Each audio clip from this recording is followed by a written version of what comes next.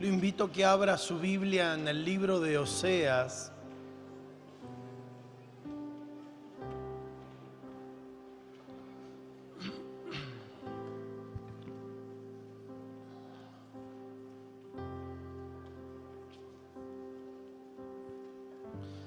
Bien, búsquelo, profeta, el primero de los profetas menores en el Antiguo Testamento, capítulo 2. Vamos a ver una vez más el amor incondicional de Dios a través de su pueblo Israel, la falla continua, la infidelidad, el corazón perverso. Y mire, vamos a ver mucho lo que para nosotros nos parece es un juego de sensaciones, pero en una realidad palpable del amor tan tangible de parte de Dios hacia Israel, pero en una representatividad diferente. Mire, si hoy le diría a más de uno quién quiere ser profeta, muchos hoy en desesperación levantarían la mano. Pero ser profeta en la antigüedad era representar el sentimiento, la emoción, el corazón latente de parte de Dios, más allá de ser la voz audible hacia la sociedad de Israel. El profeta tenía que vivir una emoción tan profunda, donde Dios al profeta continuamente le hacía ver cómo Dios sentía en su corazón. A más de uno, a través de circunstancias de la vida, le hacía ver cómo su pueblo continuamente fallaba, cómo su pueblo continuamente le daba la espalda, pero a su vez le hacía demostrar el amor que él continuamente tenía desde el momento que lo saca de la tierra de Egipto. ¿Lo tiene? ¿Tiene Biblia? Capítulo 2, ¿sí? Verso 14. Dice así la palabra: pero he aquí que yo la traeré y la llevaré al desierto y hablaré a su corazón. Y le daré sus viñas desde allí y el valle de Acor por puerta de esperanza. Allí cantará como en los tiempos de su juventud, como en el día de su subida de la tierra de Egipto. Este profeta es muy singular, porque si usted va y mantiene su Biblia abierta en el capítulo 1, comienza con la esposa infiel de Oseas. Un día Dios lo despierta y le dice: Oseas, es necesario que busques a una prostituta, donde en el cual hagas un trato con ella, le pagues, pero por un periodo largo de vida, porque quiero que en ella lleve en su vientre la simiente de ti, y vas a tener hijos, y conforme a los hijos que nazcan yo les voy a poner nombre propio. De hecho, el profeta distorsionado conforme a una ley. Era imposible desde la perspectiva de la pureza que Dios pida algo de ese modo. Pero el profeta en su obediencia busca a Gomer. Gomer era aquella mujer en su juventud que utilizaba su cuerpo como recurso económico para poder sobrevivir. Allí se junta con Oseas, hace el trato y comienzan a nacerles hijos. Cada hijo, lamentablemente, tenía nombres de maldición, nombres de sentimientos de parte de Dios, nombres en los cuales cada hijo representaba el corazón de Dios en medio de su pueblo. Pero esta Gomer no pudo más con su astucia. Terminó el trato del profeta y se dedicó nuevamente a volver a sus viejos rudimentos. Nuevamente empieza a prostituirse de tal forma que los años van avanzando juntamente con su actividad. Ahí se empieza a dar cuenta que la calidad de vida ya era desgastante y ya distorsionada en la vejez. Gomer ya no tenía la misma clientela que cuando era joven, al punto que así todo, Oseas observaba la rutina de esa mujer. Y cuando muchos de los que querían negociar con ella, después de tener su actividad sexual, muchos por la imposibilidad, por la indefensa que era, se levantaban y el trueque que un día habían pactado no le daban nada. Así que se cuenta en la historia popular que este Oseas, después de verla cómo la ultrajaban, cómo la usaban, él iba por otro lado y le dejaba el pan de cebada y el agua por un costado. Cuando ella se levantaba, veía lo sorprendente que era, y sin darse cuenta, este profeta empezó a tomar un sentimiento de dolor de verla, cómo su fiebre, su estimulación lascívica la hacía hacer algo, pudiendo estar bien. Pero llega un punto que el mismo Dios le dice al profeta: de la misma manera que continuamente con lazos de amor siempre traje a mi pueblo fue tendencioso a la prostitución. Se va detrás de dioses ajenos, me dan la espalda, hacen de lo mismo creado de la tierra, lo forman su propio Dios y le dan más adorador a lo creado que al propio creador. Hasta que un punto Dios declina su mirada y le dice, llega un punto que es tanto el amor que tengo hacia ella, que un día la voy a llevar al desierto. Y ahí viene el verso 14 una vez más. He aquí, yo la traeré y la llevaré al desierto y hablaré a su corazón. Esos son los momentos en los cuales cada vez que tomamos decisiones diferentes, distorsionadas, llega un punto que Dios nos termina limitando, no porque no nos quiera, al contrario, porque su amor es superior, su misericordia es nueva cada mañana, su gracia está contemplando nuestras vidas. Pero el aprendizaje muchas veces, cuando no se aprende por las buenas, necesitamos un aprendizaje más exhaustivo, en la cual nos terminamos atropellando con el propio error, y la muralla de la realidad es aquella que nos impacta y nos hace vivir como atontados en la vida.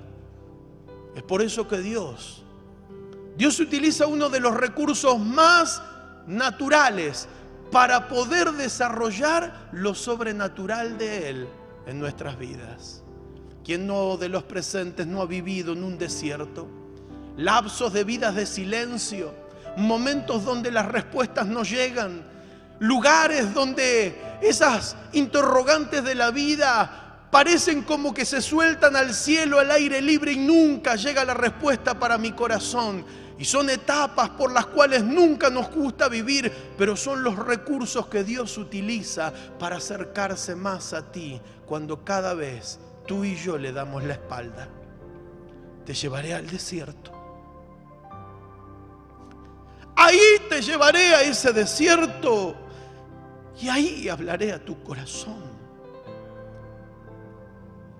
Y te daré cosas. Te devolveré lo desgastante que fuiste cuando con tu locura tomaste decisiones equivocadas. Porque no hay peor cosa que tomar decisiones equivocadas. Y cuando tenemos los propios recursos y nos consideramos con una fuerza letal, nuestra destreza nos acompaña. Las experiencias de las vidas nos hacen ver que las posibilidades nos dan, y como diríamos en el barrio, nos da la nafta para llegar a cierto destino. Pero llega un punto que en el desierto no puedes hacer absolutamente nada. No hay recursos. El desierto se transforma en un lugar inhóspito.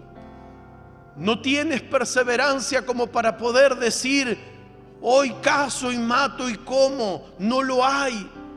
El mismo clima te atormenta. La misma fatalidad donde levantas tu mirada y en el propio horizonte lo único que ves, desierto una vez más. Allí son los lugares, allí es la trampa de amor de Dios. Si en este día te sientes en un desierto, en este tiempo te sientes que la presencia está distante, en este tiempo te sientes que no hay respuestas a tu corazón, yo quiero decirte, no te desesperes, iglesia. Son tiempos de Dios que utiliza como recursos para que tus propias fuerzas te detengan. Tu destreza, tu elocuencia no te lleve a la locura, porque la locura te aparta de Dios. El deseo de las concupiscencias, el deseo lascívico de poder decir yo lo puedo hacer, Dios te termina limitando. Y como mejor opción, cada vez que Dios viene con restauración, trae retribución. Y fíjense que una de las cosas que utiliza acá como recurso en el verso 15, dice, te daré viñas. Y qué lindo que es cuando te prometen, pero aún no tenés nada en la mano. Porque lo primero, la desesperación es muy linda la promesa, pero de la promesa hasta que llegue la promesa hay un lapso de tiempo.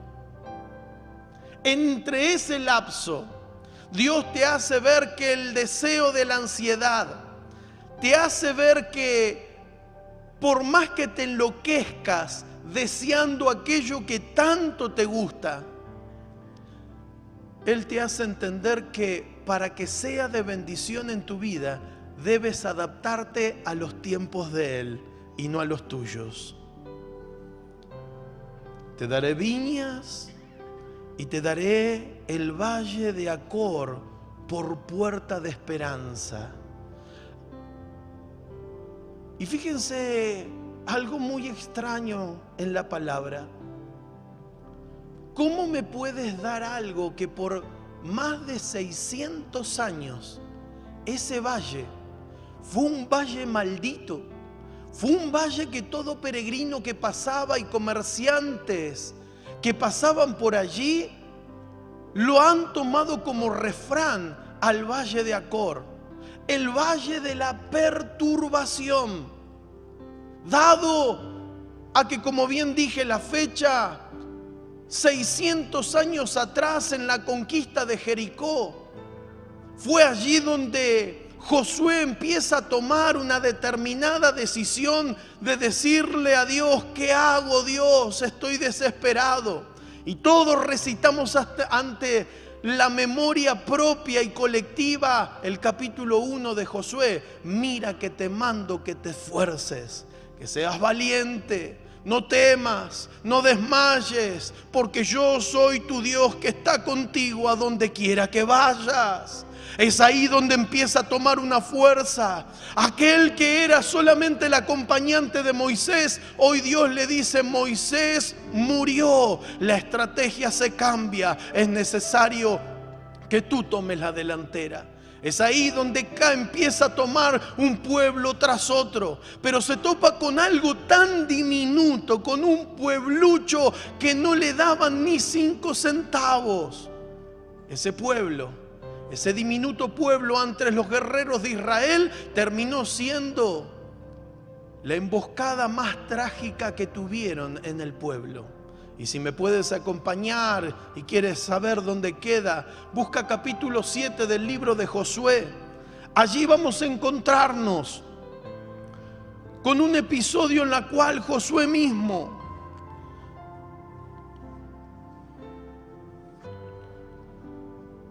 verso 26, y levantando sobre él un gran montón de piedras que permanecen hasta hoy. Y Jehová se volvió del ardor de su ira, y por esto aquel lugar se llama el Valle de Acor hasta hoy. Era que en el mientras tanto que tenían un poder de capacitación diciendo, subestimando al enemigo. Y esto es lo que nos pasa cuando nosotros tenemos fuerzas, cuando pensamos que con la elocuencia lo sabemos todos. Que cuando ya un día vencimos nos creemos tan vencedor que el resto lo comemos como a pan. Esta era la actitud del pueblo de Israel y su comandante en jefe diciendo: ay, lo comemos como a pan. Es necesario que avancemos, Israel. Pero lo que menos cuenta se dieron que en el medio del pueblo, en medio de los guerreros, en medio de aquellos que iban a hacer la conquista para tomar la tierra como heredad, tierra que en una oportunidad se le había propuesto a los predecesores diciendo: esa tierra cuando la heredes, esa tierra fluye leche y miel, esa tierra será próspera, esa tierra será bendita para ti, para tus hijos, para los hijos de tus hijos y para el resto de las generaciones. Promesas que Dios había traído al pueblo, pero en el medio sucedió un descuido. Y esto nos pasa a todos. Avanzamos, avanzamos, avanzamos. ¿Y sabe qué pasa en el ritmo del avance? Hay descuidos. En medio de ese descuido había un tal Acán. Y qué paradoja y qué triste a la vez, porque lo que ese muchacho se llamaba tenía un significado. Acán significa perturbador.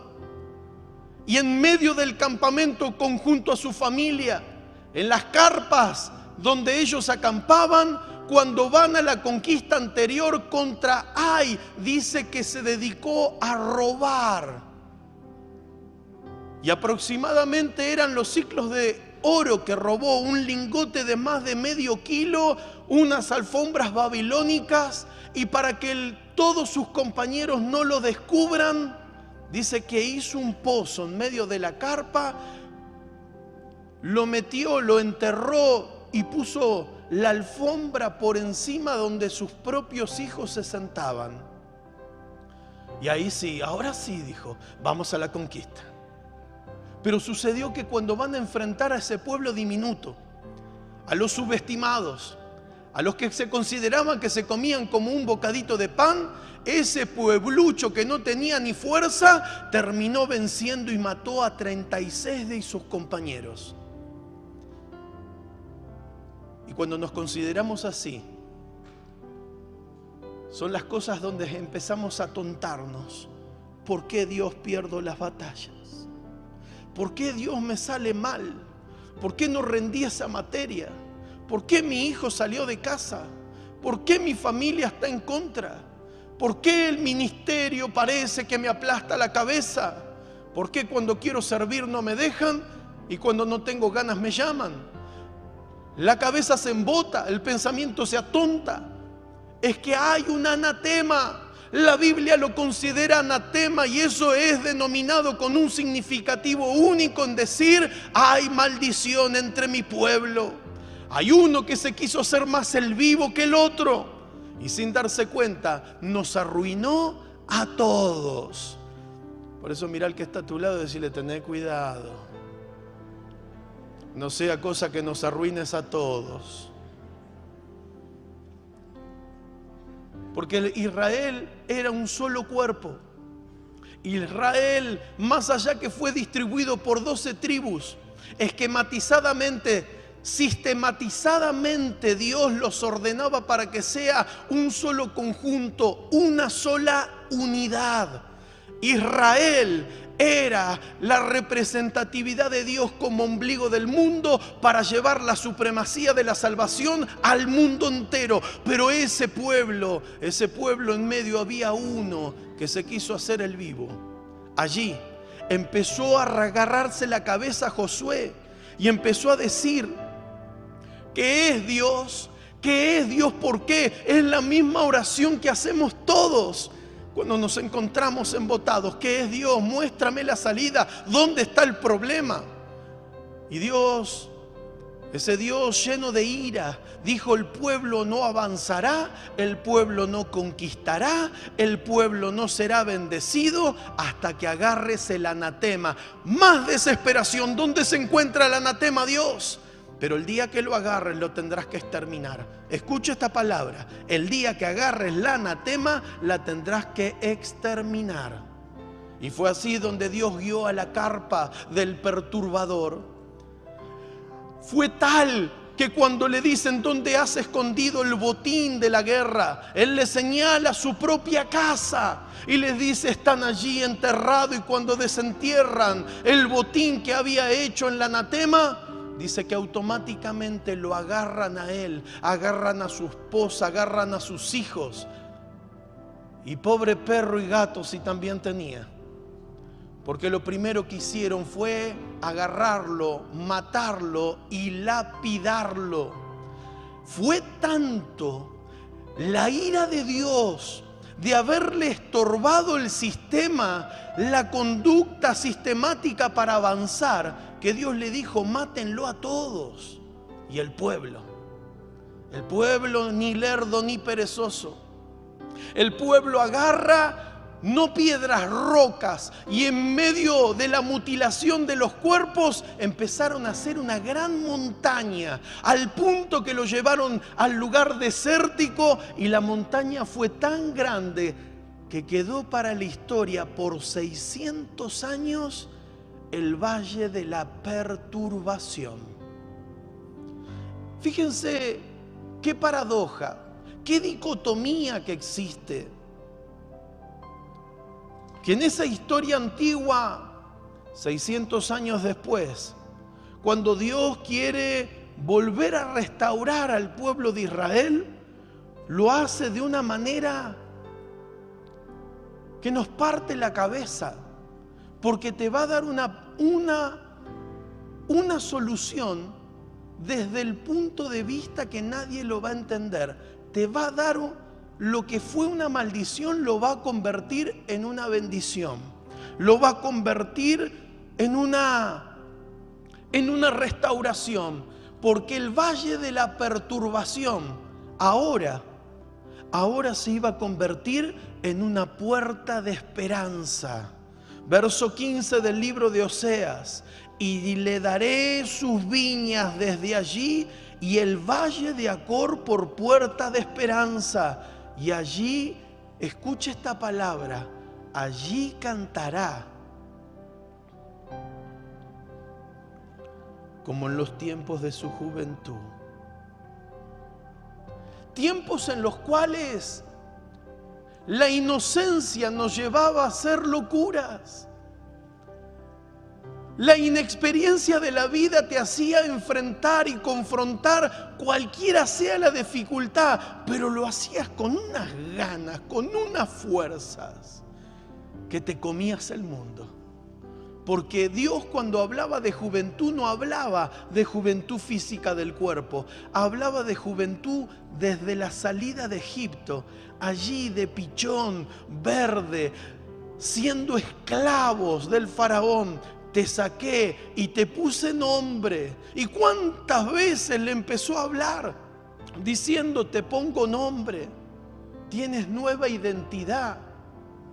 Hoy eres un linaje escogido, un real sacerdocio, una nación santa, un pueblo adquirido para anunciar las virtudes de aquel que nos llamó de las tinieblas a su luz admirable. Hoy tienes identidad, hoy tienes nombre, pero quiero que recuerdes lo que en la antigüedad le decía juventud salida de Egipto. Hoy Dios en nuestros tiempos nos habla, vuelve a tu primer amor. Vuelve, iglesia. Porque yo te voy a restituir todo aquello que fue maldición para tu vida, pero necesito tu corazón. Necesito llevarte al desierto, porque en el desierto hay dolor y debes pasar por la prensa. Debes pasar por ese mortero que jamás hubieses pensado que Dios te iba a restaurar de esa forma. Pero mientras más golpes tengas, más extra virgen será tu aceite. Mientras más estés en el proceso de Dios, mejor serás para las naciones. Mientras más la iglesia pase luchas y pruebas, serán los momentos donde el fuego candente de Dios hará que tu vida sea santidad pura delante de su presencia. Cuando la iglesia empieza a entender que las luchas y las pruebas son las facetas de Dios que utiliza para el crecimiento y desarrollo de su iglesia, es la iglesia que en medio del dolor, en medio de la lucha, en medio de la dificultad, levanta sus manos al cielo y le dice: alabado sea mi Dios, alabado sea mi Dios. Es ahí donde las pérdidas de atrás se empiezan a restituir de una forma impecable. Porque en la locura se pierde mucho. En los deseos mal manejados sufrís vos, sufre tu esposa, sufren tus hijos y hasta tus mascotas sufren. Lo ves al gato y te mira y ya no puede ni maullar, parece un murciélago. Porque cuando entra la calamidad a la casa, entra en conjunto todo lo que a ti te pertenece. Seguramente hoy dentro de las butacas hay gente que dice: ay, ¿cuándo voy a salir de este lodo cenagoso, de este pozo de la desesperación? Y fueron momentos que cuando yo estaba más hundido, el Señor me daba el Salmo 40. Pacientemente escuché tu voz, me incliné hacia ti y te saqué. Escucho tu voz, Dios te escucha. Falta que el pueblo hable. Dios te escucha. Falta que el pueblo hable. Míralo por favor al que está a tu lado y decirle: Dios te escucha. Falta que tú le hables. Él te quiere escuchar. Porque desde la agonía es muy diferente la agonía a la oración, a esa oración desde la zona de confort, donde uno está cómodo, donde la billetera está gorda, donde las alacenas se caen no por viejas, sino por tanta mercadería. Allí las oraciones son fáciles, pero cuando no tienes nada, pero cuando estás enlodado, cuando estás en un pozo de la desesperación, es ahí donde no encuentras la salida. Ahí Dios te escucha de diferentes formas, pero cuando te saca de ahí, vaya que miras un pozo y lo miras de lejos. Vaya que miras esa situación y tú mismo dices: yo no quiero ser el que caiga, porque ¿sabe qué? Hasta el perro es tan inteligente que cuando ve el pozo dice que el animal nunca cae en el mismo pozo 2 veces. Así que para los animalitos de Dios, digo, para los hermanos en Cristo, deja el pozo donde te has caído. Sale de ese pozo que una vez fue tu tortura, pero hoy es tu enseñanza. Sale de ahí, por favor, porque hay mucho para conquistar.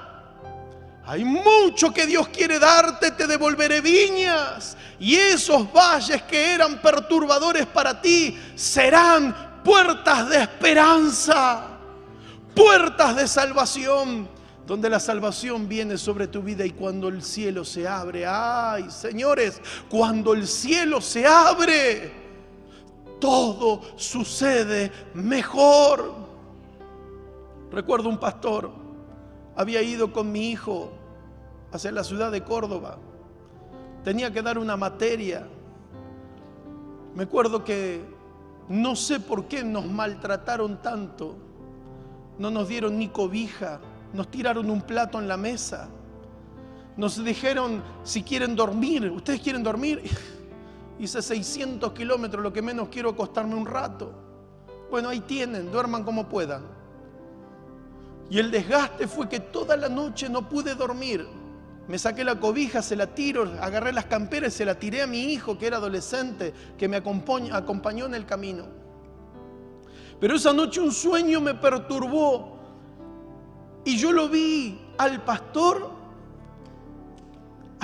todo sucio, en un gran pozo, y que en ese pozo él me dice: ten cuidado. Y yo estaba vestido todo de blanco, y él me dijo: ten cuidado porque yo me caigo siempre en ese lugar. Y el pozo estaba tan sucio y era profundo, y cuando él lo voy mirando me caigo en el pozo, y dije: uy, mis ropas blancas. Y él me dijo: quédese tranquilo, pastor, ahora va a llegar un camión enorme de bosta, y cuando sea derramado sobre usted, recién ahí va a poder salir, porque así me pasa siempre. Y yo dije, yo no puedo esperar ese camión. Hice 2 movimientos y dije, en el nombre de Jesús, esto es en el sueño, 2 movimientos y estaba fuera del pozo con mis ropas impecables. Esperé que raye el alba. Esperé con un frío que me moría, hacía menos 2 grados esa noche. Y cuando vi que había ruido en la casa, me bajé, quería ir al baño, quería salir de ese lugar. Y fui a verlo. Y cuando él me ve, estaba leyendo la Biblia y tomaba mate. Y yo lo miraba, veo como el perro que espera una migaja. Mientras él tomaba, le decía... Y no me daba un mate. Yo digo, ¿qué le pasa a este tipo? En una agarré, me enojé, le dije, bueno, golpeé la mesa y dije, mire, yo le tengo que contar lo que acabo de soñar. Se baja los lentes, deja de leer. Y empecé a contarle el sueño. A medida que le contaba el sueño, el semblante de él se empezó a caer. Y cuando finaliza el sueño, él golpea la Biblia y irrumpe en llanto. Y me dice, es exactamente lo que estoy viviendo. Vivo en la miseria, vivo de una manera que la iglesia no funciona, no puedo salir adelante, siempre caigo en lo mismo, pleitos en mi casa, peleas en divisiones con la iglesia, estamos que no damos para más, opresiones por afuera, opresiones por adentro, ya no puedo más. Déjeme orar por usted, pero deme un mate primero. Y allí empezamos a orar. Salgo de ese lugar y dije, ya está, esto no se puede seguir dando materias así. Empezó a llover, el frío partía la cara. Vamos, no, agarro el auto y nos vamos para volver a Buenos Aires. ¿Te puede creer que me empieza a perder agua por todos lados? Yo digo, ¿cómo me vuelvo ahora a la ruta? Paro por un lugar, pido bidones, empecé, parecía la difunta Correa, llena de botellas el auto para ir poniendo, pero no era la solución. En entro, una gomería, un lujo, un precioso negocio. Sale uno todo así y me dice, sí, un borracho sale de adentro. Y le digo, tengo un problema. Buah. Me pierde agua. Acá ponemos parche. Ya lo sé, hombre, le digo, pero tengo un problema. Me pierde agua. Poné membrillo. ¿Qué? Le digo yo. Ponele membrillo, me dice el cordobés. Y yo digo, vamos, le digo a mi hijo, encima para colmo me agarra este borracho, le digo, vamos. Y en el camino, y yo digo, ahí está la solución. Yo tengo que escuchar lo que no te debería escuchar. Paro en un almacén, le digo, dame un membrillo entero, le dije. Y ahí lo partimos, le digo, come. Y comíamos membrillo con mi hijo, que estábamos así, temblábamos, así, las manos así, así. Y agarré la boca del auto, así, empecé a meterle membrillo. ¿Usted puede creer lo que me pasó? Manejamos toda la noche en ruta sin perder una gota de agua. Y llegamos a casa sano y salvo. En mis oraciones puse al borracho en una estampita con 2 velas. Y le digo, gloria a Dios, San Membrillo, lo bauticé. Pero como siempre Dios te da nuevas oportunidades. Amén. Decirle que está al lado, Dios te da una revancha. Ay, que Dios te levanta con una revancha. Pasaron 2 o 3 años. Me llama el pastor. ¿Sí? ¿Quién habla? Viste, para hacernos los tontos somos los mejores. ¿Usted se ha comunicado con el pastor? Era yo. Me hacía el contestador. Pastor, me dice, quiero que vuelva. ¿A dónde? Quiero que venga a hacer una campaña. ¿Usted está seguro? Le digo. Venga, pastor, no tenga miedo. Y allá nos fuimos. Cuando llego, todo estaba cambiado. La iglesia era otra. Y cuando llegué, Le digo, bueno, venga, le voy a mostrar dónde va a dormir. Ay, dije yo. Hacemos unas cuadras, miro así cuando paro. Un hotel 5 estrellas. Me sale a atender un chef, es personal. Esto está dispuesto solo para usted. Cuando entro a la habitación, el Señor nos recompensó de una forma. La campaña salió un éxito. El hotel fue un éxito. La comida del chef, así me ve. Ahora, cuando llegamos a la iglesia, hasta la piel de los hermanos había cambiado. Y estaban todos contentos, y allí, aunque le faltaba organización, le faltaba cosa, yo dije, Señor, tú eres fiel a tu palabra, tú eres fiel a los sueños, tú eres fiel. Esto era el valle de Acor, ahora es la puerta de la esperanza. Alabado sea su nombre. Gloria a Dios. Una cosa es cuando te pasa a vos, otra cuando la mirás con una lupa desde afuera. Y cuando te das cuenta, te da unas ganas de decirle al que está enlodado hasta la cabeza, espera en Él, confía en Él. El Salmo 37 te dice, confía en Él y Él hará y concederá las peticiones de tu corazón. Alabado sea su nombre, confía en Él, ponete de...